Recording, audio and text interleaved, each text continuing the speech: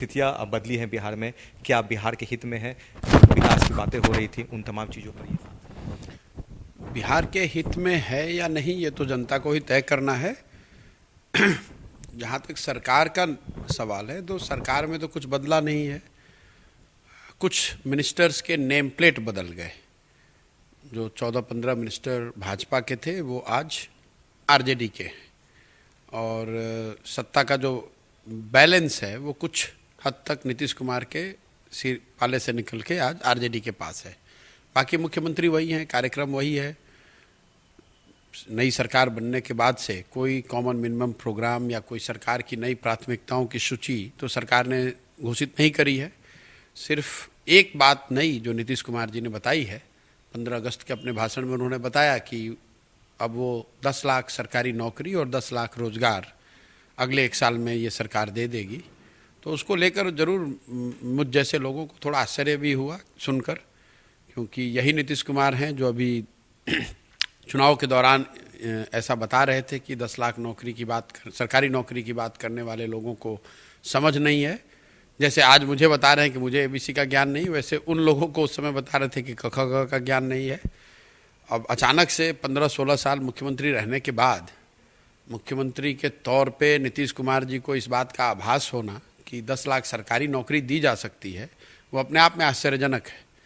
क्योंकि अगर सरकारी नौकरी दी जा सकती है या दी जा सकती थी तो इसके लिए इंतजार करने की क्या जरूरत थी, पहले ही दे देना चाहिए था। संभव है कि मुझे एबीसी का ज्ञान नहीं है, जो भी थोड़ी बहुत समझ है उसी समझ को और बेहतर बनाने के लिए बिहार आए हैं। बिहार में मेहनत कर रहे हैं, घूम रहे हैं, गाँव में जा रहे हैं।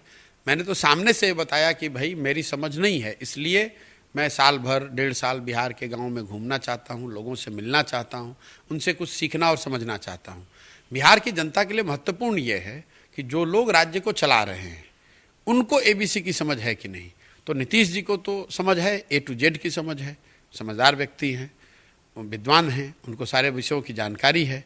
तो जरूरी तो और पद पे भी वही हैं, तो उन्हें अपने A to Z के ज्ञान का उपयोग करके जनता को बताना चाहिए कि 17 साल के उनके शासनकाल के बाद भी बिहार आज देश का सबसे गरीब और पिछड़ा राज्य क्यों है। सर, जन स्वराज यात्रा है सर, इससे बिहार की जनता को क्या फायदा होने जा रहा है? नहीं, जन स्वराज अभियान की जो शुरुआत है वो मैंने 5 मई को जब प्रेस कॉन्फ्रेंस किया था पटना में, उस दिन मैंने बताया था कि इसके पहले चरण में 5 मई से 30 सितंबर तक मैं बिहार के हर जगह, हर कोने में जहाँ पर भी लोग अपने यहाँ बुला रहे हैं, मिलना चाहते हैं, उनके यहाँ जाऊँगा, उनसे मिलूँगा, बातचीत करूँगा, कुछ सीखने समझने का प्रयास करूँगा।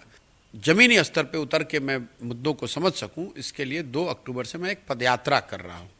पदयात्रा गांधी आश्रम पश्चिम चंपारण से शुरू करेंगे और बिहार कोशिश ये करेंगे कि बिहार के सभी शहरों, सारे प्रखंडों और ज़्यादातर पंचायतों तक खुद पैदल चल के पहुँचें। यात्रा गाड़ी पर नहीं है, पैदल चल के है।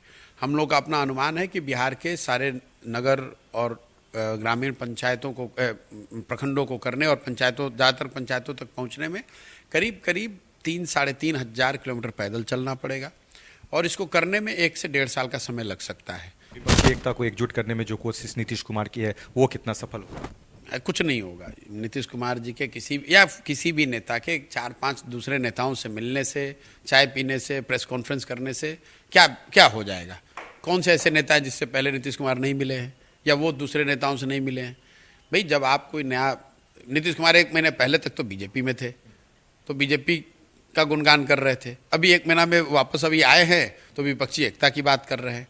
तो आपको ये भी समझना चाहिए कि दूसरे दल, दूसरे नेता या उनके लोग सब बेवकूफ़ तो नहीं है। सब लोग इस बात को समझते हैं, कौन इनकी बात का कितना विश्वास करता है, ये भी तो आपको देखने की बात है। आपने संगठन तो बना लिया है, पार्टी बनाने को लेकर क्या है? क्योंकि अगर जनता के हित में अगर मैंने कोई संगठन नहीं बनाया है। मैं एक अभियान, एक सोच लेकर चल रहा हूँ। मैंने ये पहले ही कहा है कि जब तक मैं अपनी पदयात्रा पूरी न कर लूँ तब तक कोई इसका संगठनात्मक स्वरूप आपको सामने नहीं दिखेगा। जन स्वराज के नाम पर उस अभियान की सोच जो है उसको लेकर जन जन में जाना है, हर घर में जाना है। मैंने आपको पूरी बात डिटेल बता दी। जब 1 साल खत्म होगा उसके बाद ही बता पाएंगे कि आगे संगठन का स्वरूप क्या होगा, उसका राजनीतिक दल बनेगा नहीं बनेगा, अगर बनेगा तो कैसे बनेगा।